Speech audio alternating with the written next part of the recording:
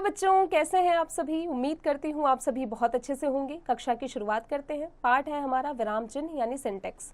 जब अपने विचारों या मन के भावों को भाषा द्वारा प्रकट करते हैं तो बीच बीच में अपनी बात पर बल देने के लिए या इसे समझाने के लिए वाक्य के बीच में कुछ क्षणों के लिए रुकते हैं। इस रुकने को ही विराम कहते हैं। भाषा के लिखित रूप में विराम लेने के लिए विशेष चिन्ह निर्धारित किए गए हैं। इन्हीं चिन्हों को विराम चिन्ह कहते हैं। इनके प्रयोग से भाषा में स्पष्टता आती है। अतः हम कह सकते हैं कि परिभाषा भाषा लेखन के समय प्रयुक्त संकेत चिन्हों को विराम चिन्ह कहते हैं। इन चिन्हों को वाक्य के अंत में, वाक्य के मध्य में, किसी के मौलिक शब्दों पर विवरण के लिए और अनेक संकेतों के लिए व्याकरण के नियमानुसार प्रयोग में लाया जाता है। हिंदी में प्रयुक्त होने वाले विराम चिन्ह है पूर्ण विराम फुल स्टॉप, अर्ध विराम सेमीकोलन, अल्प विराम कॉमा, प्रश्न चिन्ह क्वेश्चन मार्क, विस्मयादि चिन्ह साइन ऑफ एक्सक्लेमेशन, योजक चिन्ह हाइफन, निर्देशक चिन्ह डैश, उद्धरण चिन्ह इन्वर्टेड कॉमा, विवरण चिन्ह कॉलन एंड डैश, कोष्ठक ब्रैकेट्स, हंसपद चिन्ह साइन ऑफ लेफ्ट वर्ड, लाघव चिन्ह अब्रिविएशन मार्क।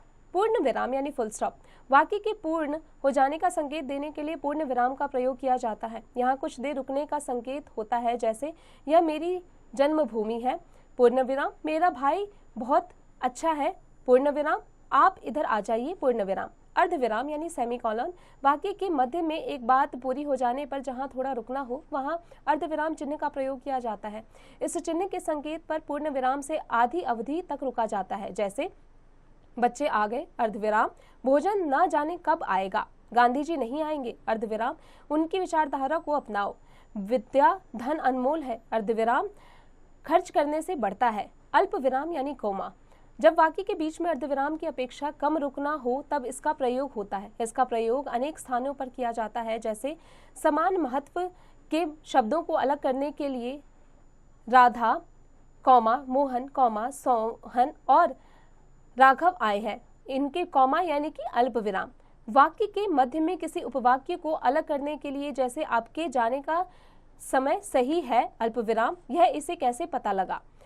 शब्द विशेष पर बल देने के लिए यहाँ पर अल्प विराम, जैसे वहीं अल्प विराम जहाँ पिछले साल मिले थे।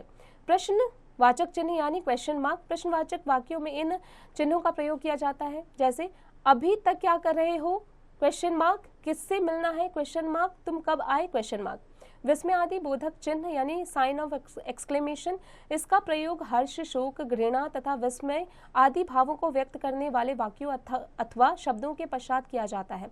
संबोधन के लिए भी यही चिन्ह संकेत देता है, जैसे वह, विस्मयादि बोधक चिन्ह, सचिन का जवाब नहीं, क्या यह सच है, ओ। अब यहाँ पर क्या लगेगा, विस्मयादि बोधक चिन्ह लगा हुआ है, भैया जरा इधर आना। योजक चिन्ह यानी हाइफन, इसका प्रयोग उन दो शब्दों के बीच किया जाता है जो किसी शब्द के कारण एक साथ आते हैं। समस्त पदों, समास से युक्त पदों, युग्म शब्दों तथा उपमेय उपमानों के बीच आपसी संबंधों को दर्शाने के लिए योजक चिन्ह लगता है, जैसे पाप पुण्य, इनके बीच में क्या है, योजक चिन्ह है। चमकीला सा, इसके बीच में योजक चिन्ह। चंद्र, योजक चिन्ह मुख, उठते, योजक चिन्ह बैठते। निर्देशक चिन्ह यानी डैश, इस चिन्ह का प्रयोग किसी के कथन से पूर्व, उदाहरण देने, संवाद लिखने अथवा कवि लेखन का नाम लिखने से पूर्व आदि स्थान पर किया जाता है। निर्देशन चिन्ह योजक चिन्ह से बड़ा होता है। शास्त्री जी ने कहा, निर्देशक चिन्ह जय जवान, निर्देशक चिन्ह जय किसान। ईदगाह, निर्देशक चिन्ह मुंशी प्रेमचंद। माँ, निर्देशक चिन्ह सत्य का साथ तुम्हें उन्नति की ओर ले जाएगा। पुत्र, निर्देशक चिन्ह जो झूठ बोलते हैं उनका क्या होगा। अब आते हैं उद्धरण चिन्ह यानी इन्वर्टेड कॉमा पर। उद्धरण चिन्ह दो प्रकार के होते हैं, एक हरे उद्धरण चिन्ह और दोहरे उद्धरण चिन्ह। एक हरे उद्धरण चिन्ह किसी विशेष व्यक्ति, उपनाम, ग्रंथ आदि को प्रकट करने के लिए इस चिन्ह का प्रयोग करते हैं, जैसे रामधारी सिंह दिनकर, महात्मा गांधी, बापू के नाम से जाने जाते हैं। इन सभी नामों पर एक हरे उद्धरण चिन्ह लगे हुए हैं बच्चों। दोहरे उद्धरण चिन्ह किसी के कहे गए शब्दों को ज्यों का त्यों उद्धृत किया जाता है, जो उस कथन को इन चिन्हों के बीच लिखते हैं, जैसे यहाँ पर दोहरे उद्धरण चिन्ह के अंदर लिखा हुआ है बच्चों, लोकतंत्र जनता के लिए जनता द्वारा शासन है, लिंकन। यहाँ पर दोहरे उद्धरण चिन्ह के अंदर लिखा हुआ है, इस राज्य में किसी को दुखी रहने की आवश्यकता नहीं है, किन्होंने कहा है? विक्रमादित्य। विवरण चिन्ह यानी कोलोन एंड डैश। किसी विषय के विवरण या व्यापक जानकारी से पूर्व इस चिन्ह का प्रयोग किया जाता है। जैसे संज्ञा के 3 भेद हैं, व्यक्तिवाचक, भाववाचक और जातिवाचक। भारतीय सभ्यता का सूत्र है विवरण चिन्ह सत्यम शिवम सुंदरम। कोष्ठक यानी ब्रैकेट्स। वाक्य में किसी शब्द का अर्थ या जरूरी विवरण लिखना हो तो उसे कोष्ठक में लिखा जाता है, जैसे परस्पर, और फिर ब्रैकेट्स के अंदर लिखेंगे, यानी कोष्ठक के अंदर आपस में प्यार से रहो। प्रवेश परीक्षा, कोष्ठक के अंदर एडमिशन टेस्ट के आधार पर भी तुम्हारा चयन होगा। सिद्धार्थ, कोष्ठक चिन्ह गौतम बुद्ध की पत्नी का नाम यशोधरा था। अब आते हैं हंस पद चिन्ह यानी साइन ऑफ लेफ्ट वर्ड पर। इस चिन्ह का प्रयोग उस समय किया जाता है जब हम वाक्य में कुछ लिखना भूल गए हो और उस शब्द को वाक्य के ऊपर लिख रहे हो।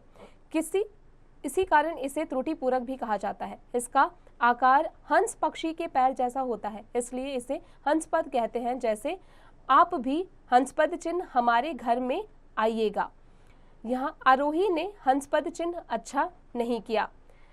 तुम इस विद्यालय हंसपद चिन्ह में कब से पढ़ रहे हो? पुनः हो गया। अब आते हैं लाघव चिन्ह यानी एब्रिविएशन मार्क पर।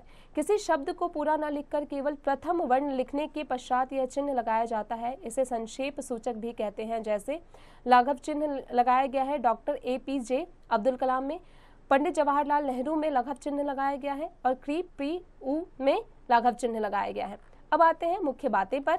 भाषा लेखन के समय प्रयुक्त चिन्ह संकेत चिन्हों को विराम चिन्ह कहते हैं। विराम चिन्ह पूर्ण विराम, अर्ध विराम, अल्प विराम, प्रश्नवाचक चिन्ह, विस्मयादि बोधक चिन्ह, योजक चिन्ह, निर्देशक चिन्ह, उद्धरण चिन्ह, इकहरा उद्धरण चिन्ह, दोहरा उद्धरण चिन्ह, विवरण चिन्ह और हंसपद चिन्ह लाघव चिन्ह है। बच्चों अब आ जाते हैं इसके अभ्यास कार्य पर। बच्चों अब आप इसका अभ्यास कार्य स्वयं कीजिएगा।